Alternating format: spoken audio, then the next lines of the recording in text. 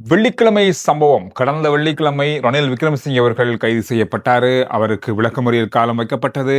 இந்த வெள்ளிக்கிழமையும் சம்பவங்கள் நடந்திருக்கு. அவர் வீட்டுக்கு வைத்தியசாலையிலிருந்து வீட்டுக்கு போயிருக்காரு. அதோட 3 அரசியல்வாதிகள் இன்றைய நாள்ல கைது செய்யப்பட்டிருக்காங்க. இந்த மாதிரியான பல முக்கியமான விஷயங்கள் இன்றைய நாள்ல நடந்திருக்கு. இன்றைக்கும் வெள்ளிக்கிழமை சம்பவம் அப்படின்னு சொல்லி வைக்கலாம். முன்னாள் அமைச்சர் ராஜித சேனாரத்ன அவர்கள் பிடியாணை பிறப்பிக்கப்பட்டது. நீதிமன்ற அழைப்பு அவருக்கு விடுக்கப்பட்டது. ஆனாலும் அவர் நீதிமன்றத்துக்கு ஆஜர்படுத்தப்படல. குற்றப்புலனாய்வு பிரிவினர் அவரை தேடி வந்தாங்க. போலீசார் அவரை கைது செய்யறதுக்கு அவங்களோட வீடு வரைக்கும் போனாங்க. ஆனா அங்க அவர் இல்ல. அவருடைய தொலைபேசி வேலை செய்யல. அவர் எங்கேயுமே கண்டுபிடிக்க முடியல. ஆனா இன்றைய நாள்ல அவரை நீதிமன்றத்துல ஆஜராகணும் அப்படின்ற மாதிரி நீதிமன்றம் அவருக்கு அழைப்பாணை விடுத்தது. நேற்றைய நாள் அவருடைய சட்டத்தரணி இன்றைய நாள்ல அவர் நீதிமன்றத்துல ஆஜராகுவார் அப்படின்ற மாதிரி சொல்லப்பட்ட நிலையில அவர் இன்று ஆஜரானாரு. ஆஜரானதன் அடிப்படையில் அவர் கைது செய்யப்பட்டு விளக்கமறியல் வருகின்ற செப்டம்பர் 9ஆம் தேதி வரை விளக்கமறியல் அவருக்கு வைக்கப்பட்டிருக்கு.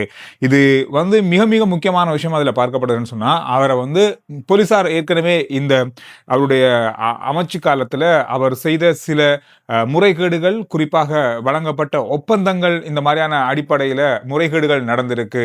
சர்ச்சைக்குரிய ஒப்பந்தங்களை அவர் செய்து கொண்டார் அப்படின்ற மாதிரி அரசாங்கத்துக்கு இழப்பீடுகளை ஏற்படுத்தக்கூடிய ஒப்பந்தங்கள் செய்து கொள்ளப்பட்டது தொடர்பான வாக்குமூலம் பெறுவதற்காக குற்றப்புலனாய்வு பிரிவினர் அவரை அழைத்திருந்தாங்க. ஆனால் அவர் வரல. அதுக்கு பிறகு நீதிமன்றத்தை நாடி அவருக்கு எதிரான வழக்கு தாக்கல் செய்யப்பட்டது. அவருக்கு பிடியாணை பிறப்பிக்கப்பட்டும் அவர் கிட்டத்தட்ட 1 மாத காலமாக அவர் ஒளிஞ்சுதான் இருந்தார். இன்றைய நாளில் நீதிமன்றத்தில் ஆஜரான போது அவர் கைது செய்யப்பட்டிருக்காரு. அவரை விளக்கமறியல் வைத்து விசாரிக்கிறதுக்கான அனுமதியை நீதிமன்றம் கொடுத்திருக்காங்க. இது முதல் சம்பவம். 2வது சம்பவம், அத்துரலிய ரத்ன தேரர் இவர் இன்றைய நாளில் கைதாகி இருக்காரு. இவருக்கும் நீதிமன்றம் அழைப்பாணை விடுத்தது. பிடியாணை பிறப்பிக்கப்பட்டதை தொடர்ந்து அவர் இன்றைய நாளில் நீதிமன்றத்தில் ஆஜரானதை தொடர்ந்து அவருக்கும் விளக்கமறியல் காலம், அவரும் கைது செய்யப்பட்டு அவருக்கும் விளக்கமறியல் காலம் வைக்கப்பட்டிருக்கிறது. இவர் ஒரு கட்சியினுடைய செயலாளரை கடத்தப்பட்ட சம்பவம், கட்சியின் செயலாளர் கடத்தப்பட்டு தாக்கப்பட்ட சம்பவத்தோடு தொடர்புடையதாக குற்றம் சாட்டப்பட்டு தான் இவருக்கு எதிரான குற்றம், அதாவது அந்த விஷயம் தொடர்பாக அவரை விசாரிக்கிறதுக்காக தான் அழைச்சாங்க. ஆனால் அவரும் அழைப்பை ஏற்று விசாரணைக்கு வரல. இதன் காரணமாக நீதிமன்றத்தை நாடி பிடியாணை பிறப்பிக்கப்பட்டு அதுக்கு பிறகு நீதிமன்றம் அவரை அழைத்து அவருக்கும் விளக்கமறியல் வழங்கப்பட்டிருக்கு.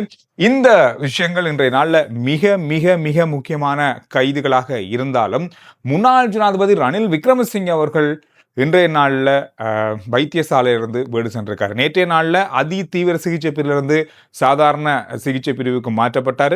இன்றைய நாளில் அவர் வீட்டுக்கு செல்வதற்கான அனுமதியை வைத்தியர்கள் வழங்கியிருக்காங்க. இருந்தாலும் அவர் வீட்டில் தன்னுடைய வைத்தியரோடு ஆலோசனை பெற்று அவர் சிகிச்சை பெற வேண்டியது கட்டாயமாக இருக்கும் அப்படின்றதையும் வைத்தியர்கள் வலியுறுத்தி இருக்காங்க. இந்த வீடு சென்ற இந்த விஷயம் சாதாரணமாக இருந்தாலும் அரசியல்ல ஒரு பெரிய அளவான சந்திப்புகளை ஏற்படுத்தக்கூடிய நாட்களாக வருகின்ற நாட்கள் இருக்கும் அப்படின்னு சொல்லி கணிக்கப்படுது. காரணம் என்னன்னு சொன்னா, எதிர்க்கட்சி தலைவர் சஜித் பிரேமதாஸ் அவரோடு கடந்த நாட்களில் ரணில் விக்ரமசிங்கே அவர்கள் தொலைபேசியில் உரையாடியதாக சொல்லப்படுது. தனக்கு வழங்கிய ஆதரவுக்கு நன்றி தெரிவித்ததாகவும், வருகின்ற நாட்களில் இன்னும் பல விஷயங்கள் தொடர்பாக நடவடிக்கை எடுப்பதற்கான திட்டங்கள் இருப்பதாகவும், கலந்து ஆலோசிப்போம் அப்படின்ற பேச்சுவார்த்தைகள் அந்த தொலைபேசி அழைப்பில் பேசப்பட்டதாக பரவலாக பேசப்படுது. இந்த வருகின்ற நாட்களில் எதிர்க்கட்சிகள் இணைந்து மிகப்பெரிய அளவான சந்திப்பு ஒன்றை நடத்துறதுக்கான திட்டம் ஒன்றை இப்பொழுது கலந்து ஆலோசித்து வர்றதா சொல்றாங்க. அதோட ரணில் விக்ரமசிங்கவும் இதுல முக்கிய பங்கு வகிப்பார் அப்படின்ற மாதிரி சொல்லப்படுது. இந்த விஷயம் ஒரு என்ன சொல்றது, பிரிஞ்சிருந்தவங்களை சேர்த்து விட்ட மாதிரியும், அரசாங்கத்துக்கு எதிரான பல விஷயங்களை வருகின்ற நாட்களில் இந்த எதிர்க்கட்சிகள் கொண்டு சேர்ப்பாங்க அப்படின்ற மாதிரியும் சொல்லப்படுது. இதில் அரசாங்கத்துக்கு எந்த மாதிரியான பாதிப்புகள் அல்லது எதிர்க்கட்சிகள் இதில் என்ன நன்மை அடைய போகிறாங்க அப்படின்றத நாங்கள் பொறுத்திருந்து தான் பார்க்கலாம். அதோட முன்னாள் ஜனாதிபதிகளுக்கு எதிராக குற்ற புலனாய்வு பிரிவினர் விசாரணைகளை நடத்துறதுக்கு தயாராக இருப்பதாகவும், அதாவது அவர்களுக்கு எதிரான அவங்களுடைய ஆட்சி காலத்தில் அவர்கள் செய்த முறையீடுகள் தொடர்பான, அதாவது முறையற்ற செயல்கள் தொடர்பாக ஆராய்ந்து அவர்களுக்கு எதிரான வழக்கு பதிவு செய்யப்பட்டு அவர்களை விசாரிக்கிறதுக்கான நடவடிக்கை எடுக்கப்படும். முக்கியமாக ரணில் விக்ரமசிங்கே அவர்களுடைய கைதை தொடர்ந்து இந்த நடவடிக்கைகள் எடுக்கப்படுறதுக்கான வாய்ப்புகள் இருப்பதாக செய்திகள் வெளியாக இருக்கு. ஆனாலும் கடந்த கால ஜனாதிபதிகளுடைய ஊழல்களோ அல்லது அவர்கள் செய்த முறைகேடுகள் சம்பந்தமாக இதுவரையில ஏதாவது முறைப்பாடுகள் செய்யப்பட்டிருக்கிறதா அப்படின்னு பார்த்தா இதுவரைக்கும் இல்லை. ஆனால் வெளி இடங்கள்லயோ அல்லது யாராவது ஆதாரங்களோடு இந்த காலகட்டத்தில் இந்த ஜனாதிபதி இந்த மாதிரியான முறைகேடுகளில் ஈடுபட்டார் அப்படின்ற முறைப்பாடுகள் செய்யப்படும் பட்சத்தில் அதனை அடுத்து அந்த ஆதாரங்களின் அடிப்படையில் அவர்களுக்கு எதிரான விசாரணைகளை ஆரம்பிக்கிறதுக்கான நடவடிக்கைகள் எடுக்கப்படலாம் அப்படின்ற மாதிரியும் சொல்லப்படுது. இந்த விஷயங்கள் இது வெள்ளிக்கிழமை சம்பவங்களாக இன்றைய நாளில் பதிவாகி இருக்கு. குறிப்பாக சொல்ல போனால் கடந்த காலங்களில் வெள்ளிக்கிழமை அப்படின்றாலே நம்ம நாட்டில் அரசியல் சம்பவங்கள் அதிகமாக பதிவாகும். அது இந்த அரசாங்கத்திலும் தொடர்றது. என்ன சொல்றது, அது வேற மாதிரி இருந்துச்சு, இது வேற மாதிரி இருக்கு. இந்த வெள்ளிக்கிழமை சம்பவங்கள் பற்றி நீங்க என்ன நினைக்கிறீங்க அப்படின்றத கருத்துக்கள்ல சொல்லுங்க. இன்றைய நாள்ல அமைச்சர் விமல் ரத்நாயக்க 2-3 விஷயங்களை சொல்லியிருக்காரு. குறிப்பா இந்த ஆகஸ்ட் 31ஆம் தேதி முதல் வரப்போற ஒரு நடைமுறை அதிவேக நெடுஞ்சாலையில் பயணிக்கிற பேருந்துகள், பயணிகள் பேருந்துகள் வந்து சீட் பெல்ட் அணியணும். பயணிகள் எல்லாமே சாரதி மட்டுமல்ல, பயணிகள் எல்லாருமே சீட் பெல்ட் அணியணும்ன்றது கட்டாயம். அது மட்டும் இல்லாமல் அதிவேக நெடுஞ்சாலையில் பயணிக்கிற வாகனங்களுடைய டயர்கள் எந்த அளவில் இருக்கு, அதாவது தேஞ்சிருக்கா, இல்லை டயருடைய நிலைமை எப்படி இருக்கு, வாகனத்துடைய நிலைமை எப்படி இருக்கு, இந்த மாதிரியான விஷயங்கள் ஆராயப்படும். இது கட்டாயமானதாக இருக்கும் அப்படின்ற மாதிரி சொல்லியிருக்காரு. அதோடு மட்டும் இல்லாமல் வருகின்ற காலத்தில் கிட்டத்தட்ட 1 மாத காலத்துக்குள்ள நெடுந்தூர பேருந்துகளில் பயணிக்கிற பயணிகளின் சீட் பெல்ட்டுகளும் எல்லாருக்குமான சீட் பெல்ட்டுகளும் கிட்டத்தட்ட யாழ்ப்பாணத்திலிருந்து கொழும்பு யாழ்ப்பாணம் மட்டக்களப்பு இந்த மாதிரியான தூர பிரதேசங்களுக்கு சொல்ற பேருந்துகளில் பயணிக்கின்ற பயணிகளுக்கும் சீட் பெல்ட் கட்டாயமாக்கப்படும் அப்படின்ற மாதிரி சொல்லப்பட்டிருக்கு. இதோட இன்னொரு விஷயம், இப்போ சீட் பெல்ட் கட்டாயமாக்கப்பட்டிருக்கிறதால சீட் பெல்ட்டுடைய விலை அதிகரிச்சிருக்காங்களாம் விற்பனையாளர்கள். அது தொடர்பாகவும் விசாரணைகளை ஆரம்பிக்கிறதுக்கான நடவடிக்கை எடுக்கப்பட்டிருக்குது. அதோட மீரிகம கடவத்தை வரையிலான ஹைவே, அதாவது நெடுஞ்சாலை விஷயம் தொடர்பாக, அபிவிருத்தி தொடர்பாக அல்லது கட்டமைப்பு தொடர்பான நடவடிக்கைகள் வருகின்ற மாதம் ஆரம்பிக்கப்படும் அப்படின்ற மாதிரியும் சொல்லியிருக்காரு. இலங்கை மத்திய வங்கியினுடைய 75வது ஆண்டு நிறைவை ஒட்டி 2000 ரூபாய் நாணயத்தால், புதிய நாணயத்தால் அச்சிடப்பட்டு வெளியிடப்பட்டிருக்கிறது. இதை ஜனாதிபதியிடம் மத்திய வங்கியினுடைய ஆளுநர் கையளித்திருந்த புகைப்படங்கள் இன்றைய நாளில் பார்க்கக்கூடியதாக இருந்தது. இதில் இலங்கையினுடைய மிக முக்கியமான சின்னங்கள், கலாசார சின்னங்கள் என்று பொறிக்கப்பட்டிருக்கிறது. 2 பக்கமும் 50 மில்லியன் நாணயத்தாள்கள் அச்சிடப்பட்டிருப்பதாகவும் இன்று முதல் இந்த நாணயத்தாள்கள் வங்கிகள் ஊடாக புழக்கத்துக்கு விடப்பட்டிருப்பதாகவும் சொல்லப்பட்டிருக்கு. வருகின்ற நாட்கள் நாளை மறுதினம்லாம் நாங்கள் இந்த நாணயத்தாளை ஏடிஎம்ல இருந்து கூட எடுக்கக்கூடிய வாய்ப்புகள் இருக்கும். பார்க்கறதுக்கு அழகா இருக்கு.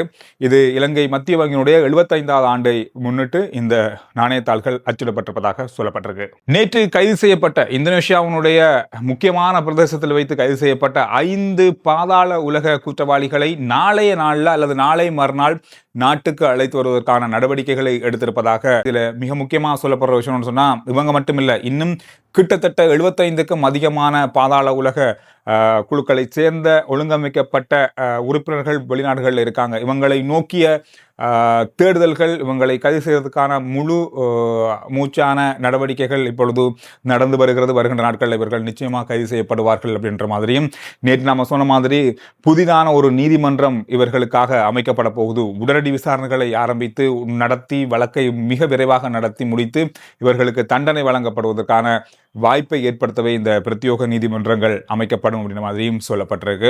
வருகின்ற நாட்களில் இது ஒரு மிகப்பெரிய அளவான போதைப் பொருள் அல்லது ஒழுங்கமைக்கப்பட்ட குழுக்களை கட்டுப்படுத்துறதுக்கான ஒரு நடவடிக்கையாக இது இருக்கும் அப்படின்றதுல சந்தேகம் இல்லை. ஒரு மிக விரைவான ஒரு நடவடிக்கையாக இது இருக்கு.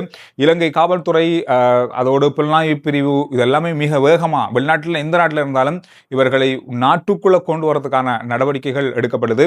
இதுல மிக முக்கியமான விஷயம் சொன்னா, இலங்கையில் நடக்கிற துப்பாக்கி சூடு சம்பவங்கள், வன்முறை செயல்கள் எல்லாமே வந்து நாட்டுக்குள்ள இலங்கைக்குள்ள இருந்து இயக்குறவங்களை விட இந்த மாதிரி வெளிநாடுகளில் இருந்து இயக்குறவங்களோட எண்ணிக்கை அதிகம். அதனால இவர்களை முதல்ல கட்டுப்படுத்துறதுக்கான நடவடிக்கை தான் இப்போ எடுக்கப்பட்டிருக்கு. அதுல ஒரு மிகப்பெரிய ஒரு முன்னேற்றகரமான நடவடிக்கை நேற்றைய நாளில் 5 பேர் கைது செய்யப்பட்டது, இந்தோனேஷியாவில் வைத்து கைது செய்யப்பட்டவை.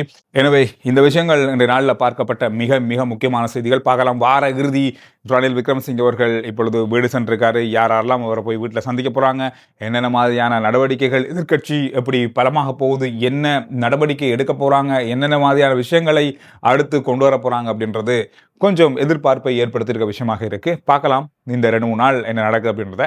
அடுத்த வீடியோவில் நான் உங்களை சந்திக்கிறேன் புதிய தகவல்களோட.